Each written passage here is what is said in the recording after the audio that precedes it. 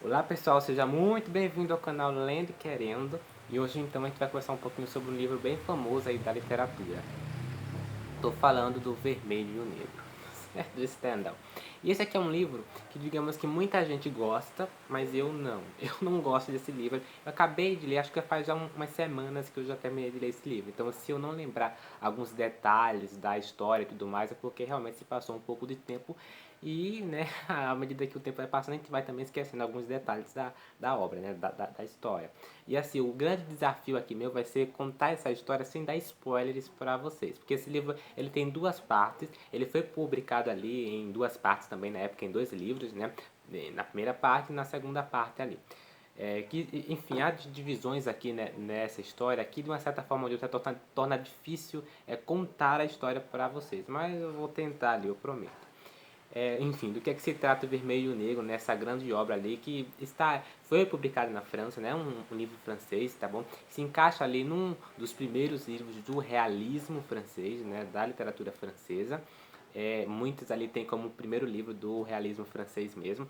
O Stendhal é um autor realista junto ali com Balzac, com Zola, né? E com outros autores também muito importantes. Só que o diferencial de Stendhal para os outros é que ele tem ali uma coisinha importante na sua literatura, né? Tem a questão do romance psicológico. Ele é um dos que soube mais, não vou, eu vou usar essa palavra, mas eu não sei se ela está completamente certa, que é revolucionar o romance psicológico na literatura. Foi o que ele acabou fazendo ali. Então ele tem ali algumas coisas novas, tá bom? Ele acrescentou algumas coisas novas aqui no seu romance. Só que por incrível que pareça, o Stendhal não teve reconhecimento na sua vida ali quando foi publicado o seu livro, né? Vermelho e Negro, e entre outras obras, né? A sua grande importância na literatura só foi ali com o passar dos anos, né? Só depois de um bom tempo é que Stendhal teve ali, né? Acredito que depois dele morrer mesmo, é que ele teve muita importância, né? É que reconheceu a importância nas suas obras, tá? É um autor que poderíamos dizer que as suas histórias são muito detalhadas, mas nem tanto. Ele se diferencia muito do Balzac, porque enquanto o Balzac passa, sei lá, páginas descrevendo e detalhando ali algumas coisas, ele não. Ele é mais rápido, ele foca mais nessa coisa psicológica dos personagens, nesta construção psicológica dos personagens mesmo. Enfim, esse é o Vermelho Negro. O Vermelho Negro foi publicado em 1930 e ele ali, a história do Vermelho Negro vai se passar ali. Eu nem sei nem se eu mostrei a capa do livro para vocês, mas vamos lá, tá? Essa é a minha edição aqui da Companhia das Letras, certo? Eu li em e-book. O que acontece? O Vermelho Negro vai se passar ali de 1826 até 1830. O que acontece? Se você parar para pensar, está acontecendo ali a restauração, né? Então é um período de restauração na França. Em 1830, que é quando esse livro foi publicado, já começa a Revolução Francesa, não é isso? Se eu não estou enganado. Já faz tempo também, eu preciso dar uma revisada nesse conteúdo da Revolução Francesa, porque muitas obras se passam aí durante esse período. Enfim, esse é o Vermelho Negro. Uma coisa muito bem interessante é que o personagem principal aqui ele tem uma admiração muito grande por Napoleão Bonaparte. Então eu dei uma olhadinha aqui nos livros didáticos aqui de história, enfim, e que tem aqui, e eu achei um texto bem interessante sobre Napoleão, que talvez até descreva o porquê que Julian tenha uma admiração por esse grande personagem histórico, personagem não, grande figura, né, histórica da França, né? Ó, segundo os biógrafos de Napoleão, o sucesso de sua carreira militar deveu-se à sua habilidade como estrategista, seu espírito de liderança e seu talento para empolgar os soldados com promessas de glória e riqueza após cada vitória. Então, o governo de Napoleão ali, segundo aqui, vai ser dividido ali em três partes, né? Que é o consulado, império, governo dos 100 dias, né? Só que se você for perceber, o governo de Napoleão acaba ali em 1815, né? Então, essa história se passa, né, bem depois, né, da derrocada de Napoleão, da queda de Napoleão. Então, os ideais napoleônicos já não são tão pregados, já não estão tão vistos com tanta admiração, né, assim, né, já que houve essa queda de Napoleão ali. E o personagem principal que se chama Julien Sorel, tem essa admiração por Napoleão muito grande, é um ídolo para ele, tá bom?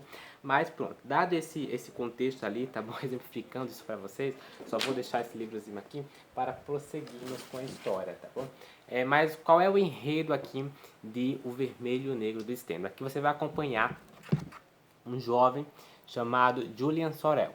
né? Aqui você tem toda essa construção dos personagens. Mas enfim, Julian Sorel ali, enfim, ele é um pensador, digamos assim, ele se destoa da sua família, né? O seu pai é carpinteiro, seus irmãos trabalham ali com um trabalho mais manual, né? Com um trabalho mais físico, né? Envolvendo mais a força física. Ele não. Ele gosta mais de passar o seu tempo lendo os livros, admirando a figura de Napoleão, né? Pensando na sua glória, né? Os caminhos que seriam diferentes se não acontecesse a queda de Napoleão, né? Se ele não fosse exilado e tudo mais. Então, assim, ele pensa em tudo isso, ele reflete sobre as vitórias de Napoleão, enfim, ele tem uma admiração muito grande, ele venera mesmo o Napoleão Bonaparte. Só que, tá certo, como eu falei, ele é diferente da sua família, então ele arruma até umas certas briguinhas ali, porque enquanto os outros estão trabalhando ali, ele gosta de passar o seu tempo lendo, é isso? Mas ele vive nessa cidadezinha ali chamada Verrières. Essa cidade, ela não tem muitas oportunidades, então você tem aqui uma divisão de classes muito bem visível, né? E Julian Sorel quer crescer na vida. Ele é um ambicioso, entre aspas. Daqui a pouco a gente vai conversar um pouquinho sobre essa ambição do Julian Sorel. Ele é um ambicioso ali, ele quer crescer ali. E ele vai ter até uma oportunidade bacana para ele que ele vai agarrar, que é ser ali um acólito do padre Chelan ali. Existe um padre, uma igreja naquela cidade, ele vai ali ajudar esse padre, né, ser um acólito ali dele, né? E o que acontece? Ele vai aprender muitas coisas com esse padre. Ele vai aprender idioma, né? Acho que latim também, tudo mais. Inclusive ele vai decorar várias passagens da Bíblia, né?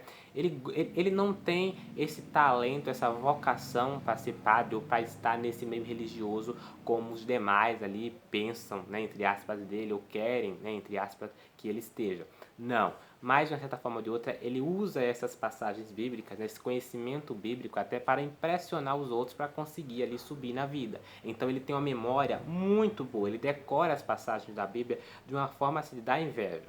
E não só passagens da Bíblia, mas textos filosóficos, textos sociológicos, textos literários. Então, ele tem esse talento muito grande de memória. Inclusive, isso vai ser usado aqui ao decorrer da história. Mas enfim, vai ali, o padre Chelan vai ofertar, né, uma coisa ali para ele, de ele ser tutor, tá bom? De um prefeito da cidade. O prefeito se chama ali senhor Renan, senhor de Renan. Então o padre Chelan vai dar essa oportunidade para ele, dele ser tutor, né, dele ser um guia, né, entre aspas, dessas crianças, né, dos filhos desse senhor de Renan. Ele vai aceitar. O que acontece é o seguinte, o senhor de Renan é o prefeito dessa cidade, então ele tem muita influência política, ele tem muita influência social ali, ele pertence a uma outra classe, poderíamos dizer assim, então é uma grande oportunidade para ele, então ele aceita isso. E quando ele chega na casa do senhor de Renan, que é uma casa muito formidável e tudo mais, né, ele é casado, né, com a senhorita de Renan, que enfim, a senhorita de Renan ela é independente, então ela não precisa financeiramente do seu marido, porque ela tem ali uma herança por fora, ela tem um dinheiro da sua família, ela vem de uma família rica, mas ela está naquele casamento ali, tá bom, que garante ali uma posição social muito bacana para ela, tá? Ela não ama com tanta devoção assim o seu marido, mas tá bom, tá ok ali para ela. O que acontece? O Julian Sorel entra ali e não é que ele vai se apaixonar de início por essa pessoa, por a senhorita de Reno, mas a senhorita de Reno vai nutrir uma paixão por ele, e essa paixão ela vai ser sendo desenvolvida aqui na história até se tornar um amor platônico, poderíamos dizer assim. Então ela vai se apaixonar muito, muito veneramente por ele também por ela. E vai ser assim ao decorrer da história. Só que o que acontece? Ela é casada, então vai ter adultério entre os dois aqui, né? Julian Sorel é uma pessoa muito inteligente, é uma pessoa que muito bonita, né? Muito elegante, né? Ele tem um jeito próprio ali, ele se destoa dos demais ali, né? Em que a senhorita de Renan está acostumada. Ele tem ideais muito ambiciosos, oportunistas, mas ao mesmo tempo ele é uma pessoa interessante e ele é agradável, poderíamos dizer assim. Então a senhorita de Renan gosta dele e se interessa por ele, se apaixona por ele. E só que o que acontece? Tem uma funcionária ali da casa que se chama, eu anotei o nome dela, Elisa, né, que é uma camareira ali. Elisa, gente, também vai se interessar pelo, né, o Julian Sorel aqui na história. E ela quer também ficar com o Julian Sorel, mas o Julian Sorel não sente a mesma atração por ela assim. Ela vai ficar com raiva, então ela vai contar para a cidade inteira que Julian Sorel está traindo ali a confiança do senhor de Renan, né? E aí o que vai acontecer é a derrocada aqui final. Por quê? Porque quando ela fala isso, vão escrever uma carta bem interessante dizendo ali da traição de Julian Sorel, né, da confiança, né, do senhor de Reno. Vai escrever para, né, esse prefeito, né, o prefeito de Verrières. Ele vai ler aquela carta e vai ficar com muita raiva, enfim, ele vai ficar péssimo. Então ele vai logo, ele vai querer expulsar, eu diria até que matar, né, o Julian Sorel ali na casa. O Julian Sorel vai ter que ir embora dali, e o padre Chelan aqui na história, né, vai recomendar que ele vá ali para um outro lugar. Ele vai ter que estudar no sacerdócio, né? Eu até anotei aqui, no seminário, né? O seminário ali do Abade Pirar, né? Então o amigo dele ali, o padre Chelan, vai mandar que ele vá direto logo para ali, porque a coisa tá feia para ele. E ele vai embora. A senhorita de Rena não se sente meio que muito presa de uma certa forma ou de outra, né? Porque primeiro, né, uma traição, eu diria que até um adultério na época era uma coisa tremenda. Segundo, porque o senhor de Reno é muito poderoso, então poderia tomar os filhos dela, né? Lembrando que o machismo nessa época era lá para cima, né? Então assim, o senhor de Reno poderia, né, teria direito ali de ficar com as crianças, isso ela ficaria péssima também. Apesar de ela ter muito dinheiro, ela não aguentaria ficar sem ver os seus filhos, né? Apesar de nutrir esse amor muito grande por Julian Sorel. Então, ele vai ter que se conformar, ele vai ter que ir embora daí, ele vai para o seminário. Tá? O seminário ali, tá bom? Temos o diretor, eu não tenho o nome dele porque é muito personagem, eu acabo esquecendo, que é o Abade Pirardi, né? Que é o diretor desse seminário, indicado ali pelo padre Chelan. Então ele vai para lá, capinha de novo do livro. Então ele vai para lá e ele vai aprender muitas coisas. E uma das coisas que ele vai até entender é que ele não tem tanto talento assim para ser padre, né? Para estar nesse meio vocacional, né? Para estar nesse meio religioso, né? E ele vai encontrar vários jovens ricos de alta classe e ele vai se sentir desconfortável por isso, muito desconfortável, a ponto de ele ficar até com raiva de si mesmo e dos outros que estão ao seu redor. Então quando, sei lá, chega algumas pessoas ali admirando ele, entre aspas, né, porque as pessoas meio que odeiam ele porque ele é muito inteligente, ele tem uma identidade própria, diferente dos outros ali. Para ele, os outros não passavam de riquinhos no seu meio, com privilégios e tudo mais, né? Mas ele vai impressionar muito o Abade Pirardi aqui na história. Inclusive, tá? Logo de início, a impressão do Abade Pirardi sobre Julian Sorel não é lá essas coisas. Mas à medida que ele vai conhecendo Julian Sorel, ele vai também se encantando com o jovem. E aí pronto, tá? Vai ser meio que o favorito dentre os demais ali. E isso vai causar ali mais impressões, brigas também, desconforto por ambas as partes, né? Tanto para os outros jovens quanto de Julian Sorel, tá? Enfim, vai ter também um reencontro bem interessante aqui entre a senhorita de Renan e, né, o Julian Sorel, só que eu não vou dizer muita coisa. O que é que vai acontecer? O Abade Pirardi vai perceber que tem uma coisa errada havendo ali entre a política, né? é, Manipulações, né, e tudo mais. E ele vai ali se mandar daquele local. Só que ele também tá com medo de que Julian se perda ou que aconteça alguma coisa com ele, né? É capaz até de ele ser preso, né? Então ele vai também mandar o Julian ali, anotei, tá certo? Ele vai recomendar o Julian como secretário do Marquês de la Mole, que é outro personagem interessante que eu sorri. Mas enfim, então ele vai mandar o Julian, né, para esse secretário do Senhor de la Mole e tudo mais. Até como uma oportunidade de Julie, né? Se você for perceber aqui, Julie sempre está embaixo, né? É sempre as influências levantando Julia, né, para uma posição social bacana. Então temos ali a aristocracia, a burguesia, e daqui a pouco a gente conversa sobre isso. Mas, tá bom?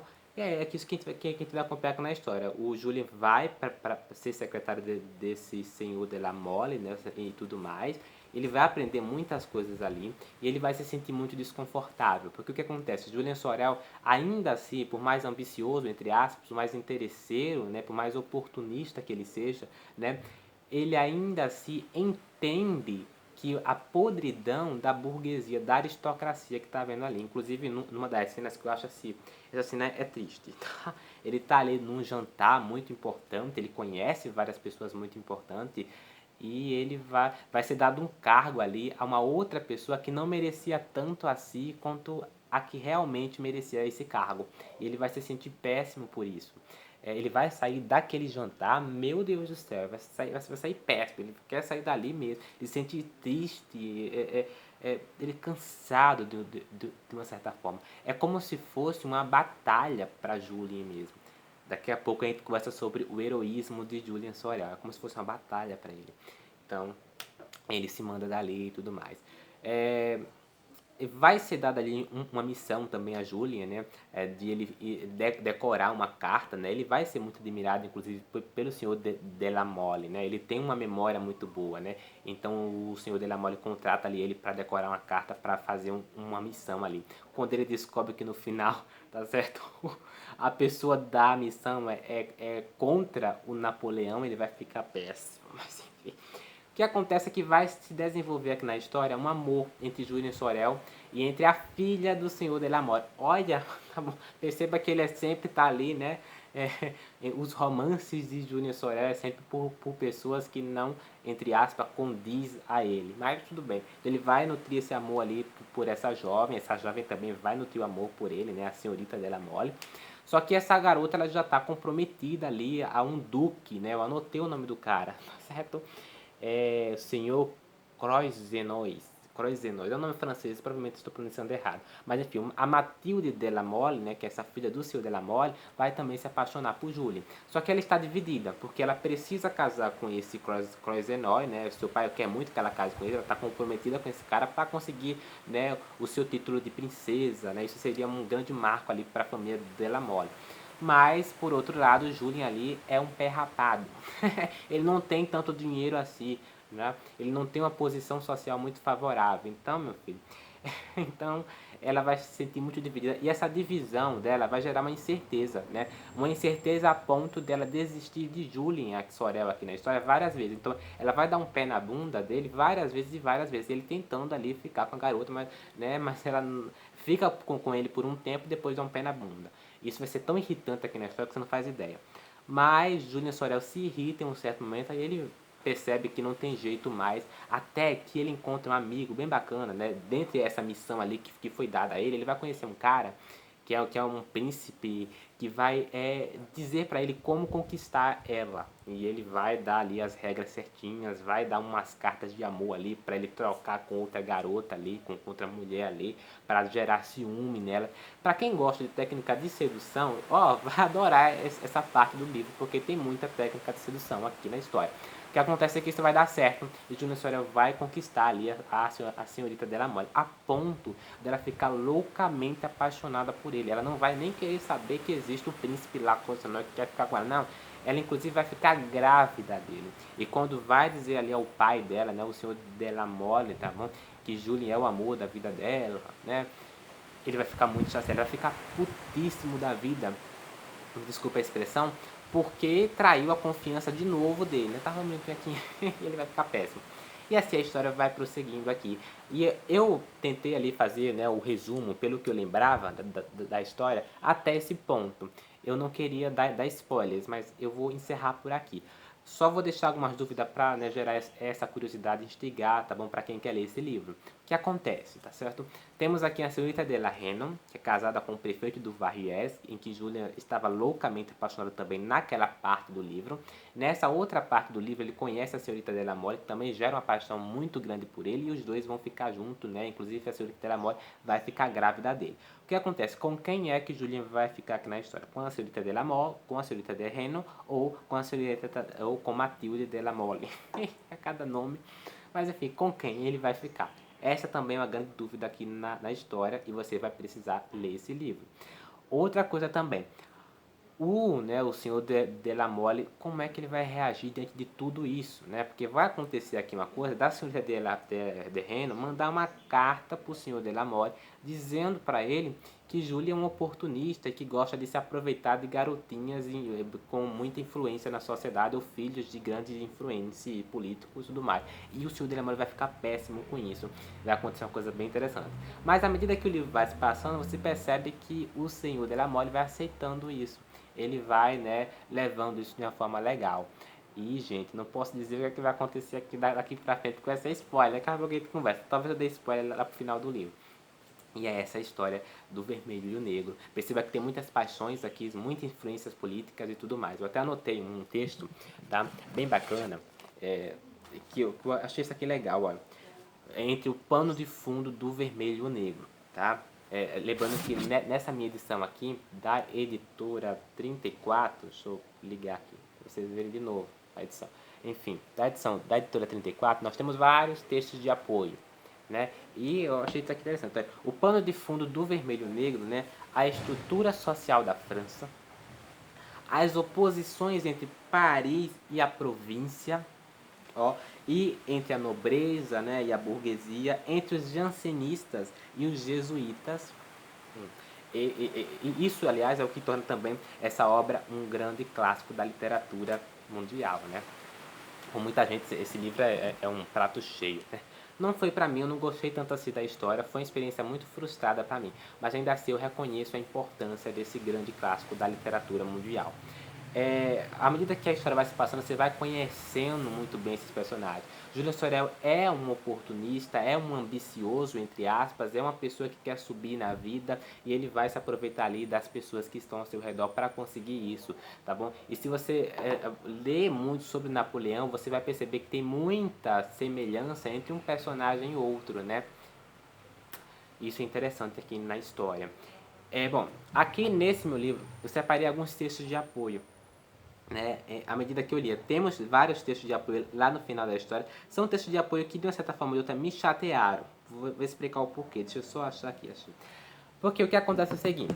Esses textos de apoio vão ali retratar. Vai ter um texto de apoio aqui próprio sobre o autor, né, o Stendhal, a importância dele no realismo, né, a questão do romance psicológico, a questão da sua narrativa ter esse diferencial. Daqui a pouco a gente vai falar sobre a narrativa de Stendhal. Vai ter essa questão mais estética, né? Vai ter esse texto de apoio sobre a estética, sobre a importância de Stendhal na literatura, sobre a obra O Vermelho e o Negro. E nesse texto de apoio, onde temos ali sobre O Vermelho e o Negro, que é a grande obra aqui, o que acontece? Não vai detalhar tanto assim os pontos da história, né? Eu queria uma coisa mais do início, meio e fim, sabe? Retratando mesmo a história, mesmo que fosse um texto de apoio ali de, sei lá, 100 páginas, mas que contasse a história do início ao fim e detalhasse ali, né? Ou nem tanto assim, mas 50, 60 páginas ali detalhando os pontos principais da história, que eu acharia bem importante aqui. Eu acharia legal se tivesse isso aqui, mas tá, eu acho que isso me decepcionou aqui nesse texto de apoio. Outra coisa bem interessante, antes de iniciarmos ali os principais pontos dos textos de apoio que eu anotei, tá bom? Que eu vi importante, entender, à medida que eu lia e que eu vou falar aqui para vocês, é sobre a questão do título desse livro, né? O Vermelho e o Negro, né? O que acontece, gente? Temos vários significados envolvendo esse título aqui, pelo que eu pesquisei aí no Google, tá? Porque eu não consegui desvendar por si só na minha cabeça. Mas tem um que eu concordo muito e que eu acho que faz sentido, que é a questão do vermelho representar as paixões, o amor que o Júnior Sorel vai nutrindo ali pelas pessoas em que ele se encontra, né? Esses encontros e esses desencontros aqui no livro. E o negro, né, o preto, né, aqui na história, representaria talvez o sacrifício, talvez, ou o fim, a escuridão, a obscuridade disso tudo, né? Como esses amores e essas paixões, o que é que isso pode arrecadar na vida de um jovem? Júlia Sorota só tem 20 e poucos anos aqui na história. De uma certa forma, a gente acompanha o desenvolvimento desse personagem também. Mas esse negro aqui na história representaria esse outro lado, o lado da imaturidade e o lado do fim, da obscuridade, da escuridão, do negro mesmo, do perverso, do ruim, né? Esse para mim seria o sentido mais legal ali para esse livro. Se eu não me engano, esse não foi o primeiro título que o autor escolheu. O primeiro título foi Julien, ou algo do tipo. Depois que o autor, né, abordou, colocou esse título. Temos também outros significados ali do título envolvendo o clero, envolvendo a política, né, também. Temos o sentido do título envolvendo, sei lá, certo? Enfim, verrieres, enfim, há mil possibilidades para o significado e o sentido desse título. Eu me lembrei muito, quando eu lia sobre os significados do vermelho e negro da história aqui, do Nome da Rosa, que é um dos meus livros, se não o meu livro favorito da vida. Naquele livro é bem ali parecido com o que Humberto Eco faz. Ele faz um título bem bacana, né? Os seus amigos e ele sugerem numa tarde ou num dia, enfim. E aí ele coloca o Nome da Rosa. O Nome da Rosa é um título que tem vários significados, mas que Humberto Eco faz questão de deixar entreaberto para que o leitor, tá bom, busque o significado, né, vasculhe o significado, ou tenha o seu significado próprio ali, né, título com a experiência ou com a maturidade de cada um, né.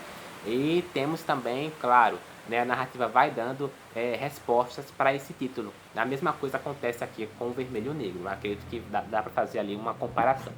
Vamos aos textos de apoio.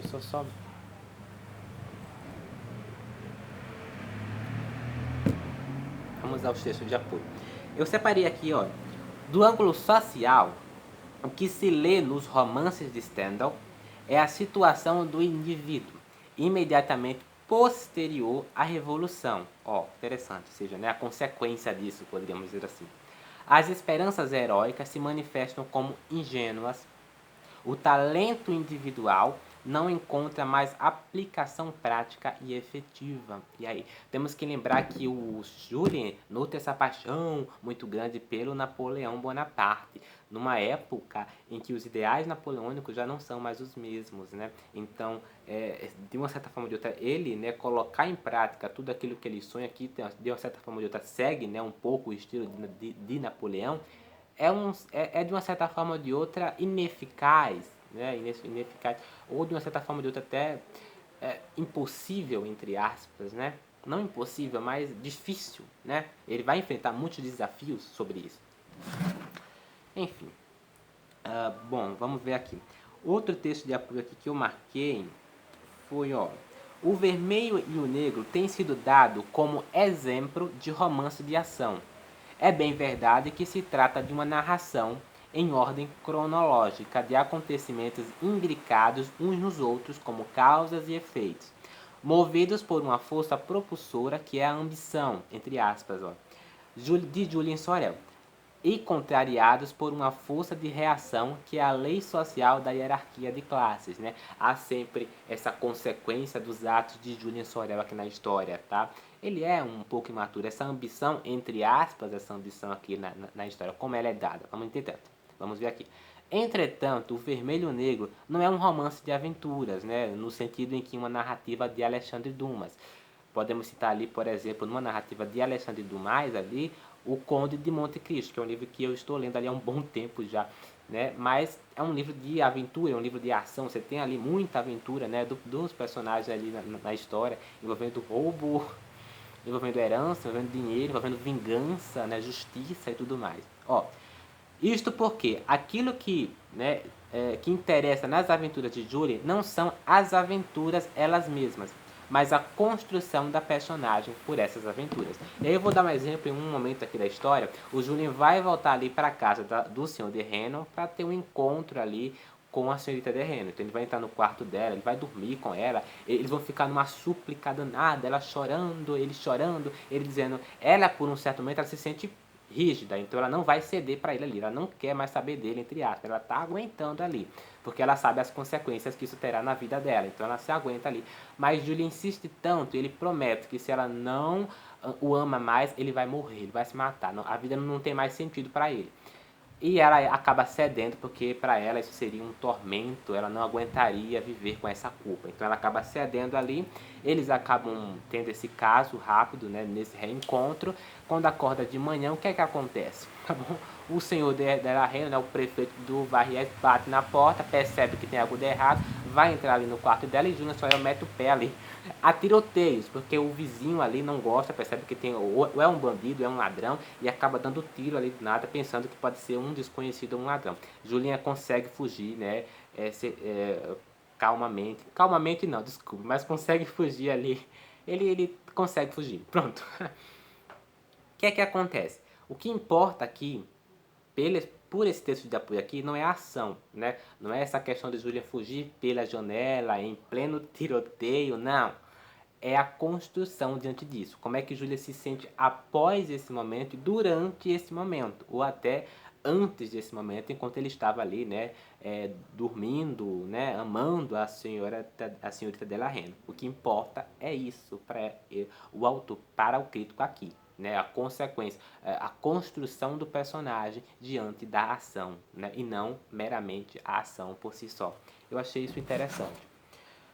Mas enfim, temos outros textos de apoio. Eu separei vários textos de apoio, tá? Olha, Ele vai falar aqui sobre a questão do heroísmo de Julian Sorel, que diferente dos personagens de Balzac, tá bom? Ele vai citar aqui vários livros de Balzac, inclusive, mas temos ali o Pai Goriot, né?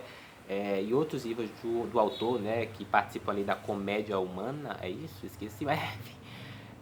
Diferente dos personagens de Balzac, aqui o heroísmo é um heroísmo bem diferente. E ele vai dizer aqui, ó, seu projeto, né, o do Stendhal, é um projeto de heroísmo, que só toma a forma da ascensão social, porque isto é o que se oferece naquele momento em que a glória militar passara de moda. Essa coisa militar, essa glória militar já passou, aquela coisa napoleônica. Então o que é que tem ali? A ascensão social. A divisão de classes aqui é muito forte, é muito visível, digamos assim. Então o que importa para o personagem aqui é a ascensão social. Então isso é o ato de heroísmo para Julian Sorel. É ele conseguir pertencer ou à aristocracia ou à burguesia, é ele conseguir, né, se dar bem na vida, né, conseguir ser rico, né, muito rico, né. Isso seria o ato de heroísmo aqui na história, né? Diferente, né, dessa coisa mais militar, né? Dessa coisa mais de guerra e tudo mais que estava acontecendo na época de Napoleão, que se deu fim ali em 1115. Ó, entretanto, toda a ambição de heroísmo se esgota nela mesma, ó, na medida em que o heroísmo é ação pura. Ó, tendo por objetivo a própria ação mais do que aquilo que com ela se obtém. Somente a ação. O ato de heroísmo se dá mais pela ação, só ação, do que o que é que se dá com essa ação, né? O que é que se aprende, o que é que se entende por essa ação. E lembrando que Julian gosta muito de ler, ele entende muito, ele é um tipo de ser humano que reflete também sobre os seus atos. Inclusive no final do livro teremos um exemplo claro disso, né? Diferente do ato somente da ação, né? Ó. Nenhum herói pode sobreviver e estabelecer-se como tal após a conquista de seu objetivo, e as histórias de heroísmo só podem ter dois fins. A morte gloriosa no calor da ação, ou a queda melancólica e o silêncio discreto depois do ápice do atingido. O que é que vai acontecer com o Julian Sorel aqui? Sabemos que os grandes heróis ali têm um fim trágico na literatura clássica, né? Será que Julian vai ter um fim trágico que nem os outros heróis, né? Porque no final das contas é isso que leva, né, uma vida heróica, né? Será? Mas enfim, você precisará ler o livro para isso. Mas o que acontece aqui, não sei se isso vai exemplificar a medida aqui do livro, né? Mas a ambição, tá bom? Entre os personagens ali do Vermelho e Negro e tudo mais, é bem diferente da ambição de Balzac. Eu peguei aqui um livro bem interessante do Ilusões Perdidas, que é um livro que eu já citei aqui no canal. Tem um vídeo, eu não resenhei esse livro ainda, eu já li esse livro, mas não resenhei. Eu pretendo reler novamente para fazer vídeo para vocês, porque já faz mais de um ano. Eu li esse livro em 2019, terminei ele em 2019. Pretendo reler ali para fazer um vídeo para vocês. Já estamos em 2021, minha gente. Em 2019 eu fiz um vídeo comentando a minha leitura, um vídeo de leituras difíceis, né? Por que enfrentar leituras difíceis ou algo do tipo. O que acontece nesse livro? Aqui nós temos um personagem chamado Lucien de Rubempré, que almeja ali, né, ser um grande escritor da sua época. Então ele vai para Paris, né, para a província de Paris ali, se incrustar na aristocracia, na burguesia, e ele vai enfrentar grandes desafios. Ele vai, inclusive, até passar fome em dados momentos para conseguir ser esse grande escritor renomado da sua época. E esse livro aqui foi publicado em 1837. Esse outro livro aqui foi publicado em 1930. Então, 7 anos após o Vermelho e o Negro, né? Esse aqui, sim, é um dos meus livros favoritos da vida, diferente ali do Vermelho e o Negro, que é um livro que eu não gostei tanto assim, achei a história muito chata, daqui a pouco a gente comenta sobre isso. Aqui não, aqui temos essa trajetória mesmo, bacanérrima, com situações filosóficas, de uma forma que só Balzac consegue fazer com tanto sarcasmo, com tanta espontaneidade também. Temos muitos diálogos e muito detalhamento.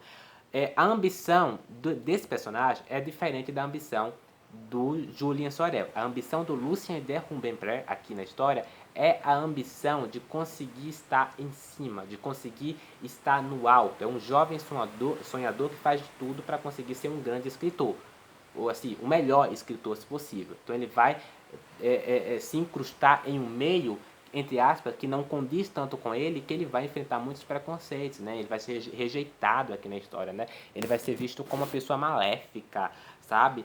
como um jovem que está ali para... É cada situação que, meu Deus, é um dos meus livros favoritos da vida. Retrata muito bem essa trajetória de um jovem ali em um meio onde preconceitos, ignorância, entre aspas, né, enfim, aversão, né, enfim, é muito forte, né, essa burguesia, essa aristocracia. Balzac retrata tudo isso de uma forma como se fosse uma câmera mesmo, da mesma forma como Stendhal faz em O Vermelho e o Negro. Aqui o Stendhal é como se ele estivesse por trás dos bastidores, é o que Stendhal faz aqui, da mesma forma como Balzac faz ali, de uma forma muito melhor, na minha opinião. É sempre por trás dos bastidores, os podres da burguesia e da aristocracia da época. Mas, enfim. Continuando aqui os textos de apoio. No monólogo interior, conhecido como uma das grandes inovações romanescas de Stendhal, pertenceu ali ao romantismo e ao realismo, e ali a sua grande inovação foi essa questão psicológica mesmo, nesse monólogo interior.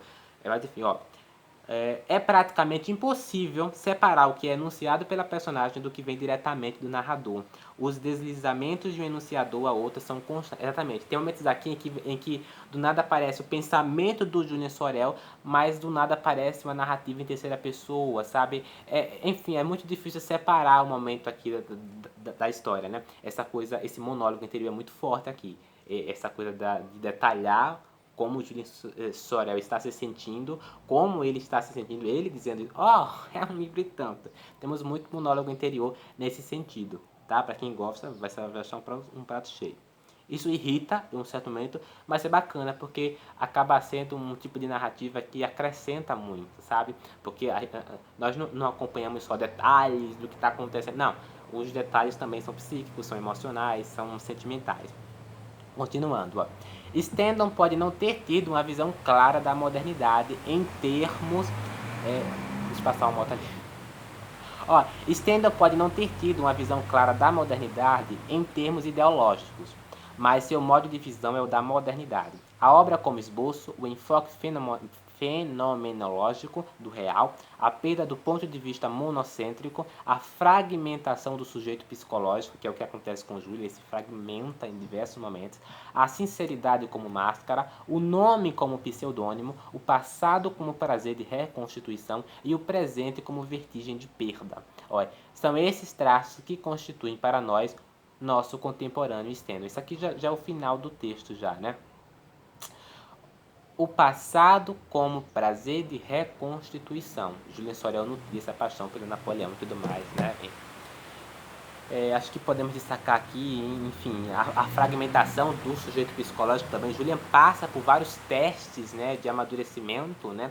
Julian é tão jovem, na verdade, né, que de uma certa forma ou de outra, quem for jovem e lê esse livro se sente até um pouco aturdido e diz, eu não vou fazer isso da minha vida, né? Eu vou saber aonde parar, sabe? Eu vou saber onde começar, sabe? Eu acho que Julian Sorel, essa busca de Julian Sorel aqui na história por algo melhor, leva ele a situações que não são confortáveis. Ele se sente desconfortável. Ele entende a podridão da burguesia, mas ele precisa daquilo ali. Porque os ideais são outros, né? Essa ascensão social é muito pregada aqui na história, né? Gente, se você não leu o Vermelho e Negro, leia, tá bom? Eu não gostei da história. Eu entendo a complexidade do romance, acho bacana, mas a história por si só não me foi agradável assim. Eu achei muito chato. Julian Sorel é aquele tipo de personagem onde você tem vontade de dar um soco nele, entendeu? É muito chato. Os personagens daqui não me agradaram nenhum. A não ser a mulher em que Julian Sorel troca cartas ali pra fazer ciúme ali a Matilde. Essa eu até gostei um pouquinho, depois eu me irritei também. Não gostei tanto assim dos personagens dessa história, mas tem quem goste, tem quem ame, tá tudo certo. Vou deixar a dúvida ali no final, então se você não quer saber do final, tchau! O que é que acontece, tá, gente? Vai acontecer aqui também a derrocada de Julian Sorel, tá? Se você está assistindo até aqui, então é porque você quer saber spoiler, ok? A derrocada de Julian Sorel ali vai se dar quando ele vai voltar ali com a intenção de matar a senhorita de Reno. Por quê? Porque a senhorita de Reno mandou ali uma carta pro senhor Delamore dizendo que Julian gosta de se aproveitar das garotinhas por causa das influências dos pais delas e tudo mais. Ele se irrita com isso e ele vai ali de encontro a essa senhorita de Reno para atirar nela, mesmo sabendo que Matilde está grávida carregando o filho seu, né? Ele vai ser preso após esse ato, E Matilde vai fazer de tudo para tirar ele da cadeia. Vai fazer de tudo para tirar ele da cadeia, entendeu? Vai até se ajoelhar para conseguir tirar ele da cadeia. Nesse momento de prisão, né, que é a derrocada de Julien, não totalmente e não absolutamente também, ele vai se conhecer. E ele vai conhecer também o grande final aqui da história e a grande busca, o grande entendimento na história, né, apesar da derrocada, né, de Napoleão, nesse contexto anterior que eu disse, e a derrocada de Julien aqui, é ele compreender que a única pessoa que ele amou tão veneramente, tão devocionalmente aqui na história, foi a senhorita de Reno. Ele entendeu essa devoção, esse amor forte por ela, tá bom? Mas no final das contas isso já é tarde demais, né? Por quê? Porque o personagem vai ser morto. Ele vai ser decapitado, né? A cabeça dele vai ser entrada em jogo aqui. Tô rindo, mas desespero. E o que acontece? Matilde vai fazer aquela cena também de beijar a cabeça dele, né? E tudo mais. E assim termina um livro, né? Dá para entender várias coisas aqui. Inclusive tem uma referência muito bacana sobre esse momento da decapitação, né? De Julia aqui na história, com outro momento histórico da Madalena, esqueci o nome da personagem histórica, né? Que também tem a cabeça decapitada ali e beijam a cabeça dela, né? Inclusive faz um enterro para Julia muito devocional também, tá bom? Representando todo o amor que ele teve em vida, né? E que elas tiveram em vida também.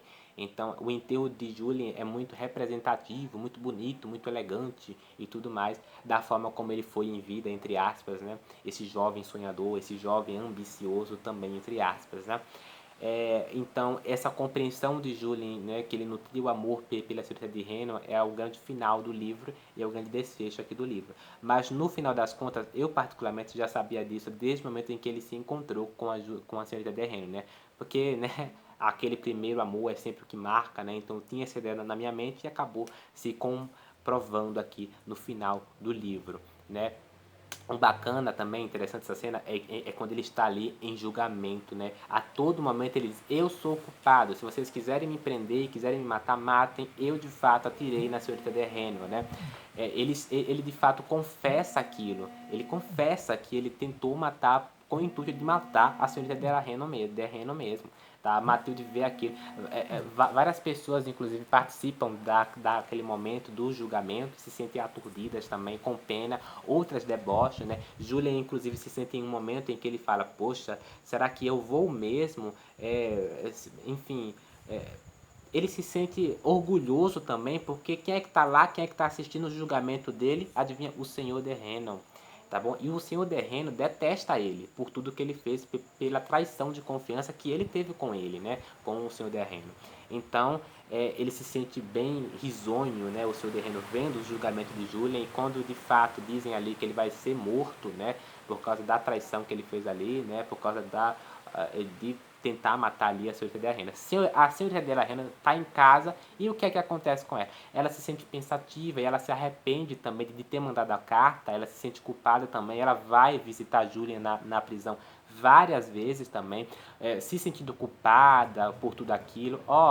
E assim que se passa a história até o final. Nesses encontros da senhorita de Reno com o Julien, a Matilde, que está por fora ali, da grávida, suplicando para que ele saia da prisão ali, aos cantos do mundo, o que é que acontece com a Matilde? Ela vai perceber que tem alguma coisa diferente entre a senhorita de Reno e entre Julien aqui, Sorel na história. Parece que eles se encontraram de novo, parece que eles estão se amando de novo. Julien Sorel não quer que a senhorita de Reno o deixe, sabe? E ele não quer também que ela vá lá e diga, a culpa foi minha, ou solte ele, ou algo do tipo, porque se ela fizer isso, o senhor de la Reno vai ter os filhos dela, vai deixar ela, e ela vai ser vista como uma mulher ali indecente, né? Uma mulher que cometeu traição, né? Então há esse peso também em cima da senhorita de Reno aqui na história. Matilde, coitada, se sente frustrada, ao mesmo tempo que se sente arrependida também, mas não pelo seu amor a Julie, né? Mas pela incompreensão em diversos momentos. Essa parte, essas últimas páginas realmente são muito bacanas do livro. As únicas coisas que eu gostei foram ali as últimas 100 páginas do livro, poderíamos dizer assim, tá? E é isso, tá? O vídeo já tá longo, há 40 e poucos minutos ali, meu Deus do céu, falo muito. Eu vou pausar aqui para ver se eu me lembro de alguma coisa. Ó, eu fui aqui nos textos de apoio em que eu estava lendo, logo no último texto de apoio sobre Stendhal, e é bacana também sobre outra obra que eu pretendo ler do autor, apesar de eu não ter gostado muito dessa obra, foi chatíssimo para mim ler essa obra, O Vermelho Negro, porque eu não gostei de nenhum personagem, é a questão da cartucha de Parma, ou de Parma, algo tipo. Essa outra obra aqui do autor cita muito nessa referência, fazendo uma comparação entre os personagens, entre as diferenças entre os personagens e entre as semelhanças também. Outra coisa também que é dita aqui é sobre a questão da, enfim, de Julien ser a representação, entre aspas, do autor, né? O autor aqui é Stendhal, tá? Tem muitas semelhanças entre o autor e entre o personagem. E fala aqui sobre a questão que o Stendhal subtraiu de si vários elementos para a composição de Julien Sorel, né? Porque é um personagem que representa muito o autor em diversos sentidos e ele tirou muito de si, né? Para a construção de Julien Sorel, tá? Eu vou encerrar essa resenha de hoje assim, ok? Não gostei dos personagens, achei chatos, não gostei do livro. Não é um dos meus livros favoritos da vida, como muita gente tem aí que adora esse livro, mas é um livro que tem muita importância na literatura e que merece ser lido por muita gente para conhecer a literatura, né? Essa daqui é tida como uma das principais obras da literatura mundial também, ok? Prefiro Ilusões Perdidas 1000 vezes a esse livro, mas ainda assim vale aí a recomendação, apesar dos personagens serem bem chatos e tudo mais. Se você gostou desse vídeo, não esquece de se inscrever no canal, comenta aí embaixo também, dá o seu joinha, ok? Não esqueça de compartilhar esse vídeo, ativar o sininho, é sempre muito importante, não sei se eu falei. E nos vemos no próximo vídeo aqui no canal, ok? Até. Eu vou deixar o link de compra do livro, caso você tenha interesse, lá embaixo na descrição do vídeo. Por favor,